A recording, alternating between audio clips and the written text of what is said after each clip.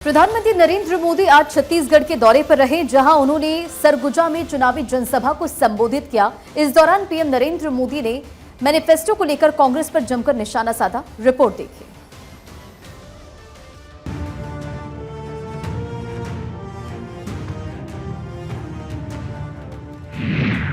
छत्तीसगढ़ में पीएम मोदी 11 कमल खिलाने की गारंटी।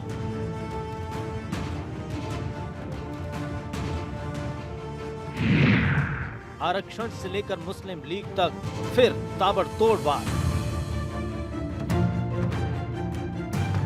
दूसरे चरण का प्रचार अभियान बस थमने वाला है, लेकिन उससे पहले सभी पार्टियों के नेताओं ने जमकर पसीना बहाया। जनता जनार्दन को साधने के लिए रैलियां की।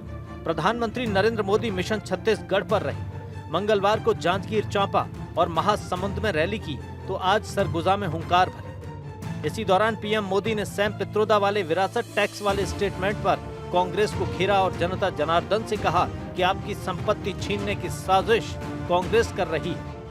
अब कांग्रेस का कहना है कि वो इनहेरिटेंस टैक्स लगाएगी, माता पिता से मिलने वाली विरासत पर भी टैक्स लगाएगी। आप जो अपनी मेहनत से संपत्ति जुटाते हैं, वो आपके बच्चों को नहीं मिलेगी, बल्कि कांग्रेस सरकार का पंजा उसे भी आपसे छीन लेगा। यानी कांग्रेस का मंत्र है कांग्रेस की लूट। कांग्रेस का मंत्र है कांग्रेस की लूट, जिंदगी के साथ भी और जिंदगी के बाद भी। दूसरे चरण के चुनाव प्रचार थमने से पहले पीएम मोदी फुल एक्शन में दिखाई दिए और एक बार फिर से प्रधानमंत्री ने कांग्रेस पर ताबड़तोड़ प्रहार किया। आरक्षण से लेकर मुस्लिम लीग तक के मुद्दों के जरिए ग्रैंड ओल्ड पार्टी को घेरा।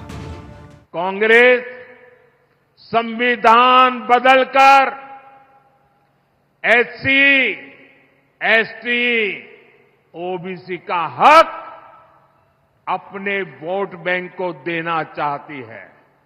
2014 के कांग्रेस के घोषणा पत्र में भी इन्होंने साफ साफ कहा था कि वो इस मामले को कभी भी छोड़ेंगे नहीं।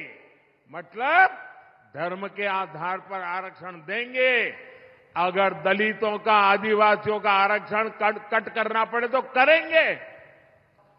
आज जब मैं सरगुजा आया हूं तो कांग्रेस की मुस्लिम लीगी सोच को देश के सामने रखना चाहता हूं। और जब उनका मैनिफेस्टो आया उसी दिन मैंने कह दिया था, आज नहीं कह रहा हूं, उसी दिन कहा था कि कांग्रेस का मैनिफेस्टो पर मुस्लिम लीग की छाप है। छत्तीसगढ़ में दूसरे चरण में 3 सीटों पर वोटिंग होगी और ये 3 सीटें हैं राजनांदगांव, महासमुंद और कांकेर। तीनों सीट हाई प्रोफाइल हैं और 2 सीट नक्सल प्रभावित हैं, लिहाजा चुनाव को लेकर तैयारियां की जा रही हैं। 2019 में बीजेपी ने 11 में से 10 सीटें जीती थीं और इस बार सभी 11 सीटों पर कमल खिलाना चाहती है। ऐसे में बीजेपी और खासकर प्रधानमंत्री नरेंद्र मोदी फुल एक्शन के साथ चुनावी मैदान में डटे हुए हैं। Bureau report, Bharat 24।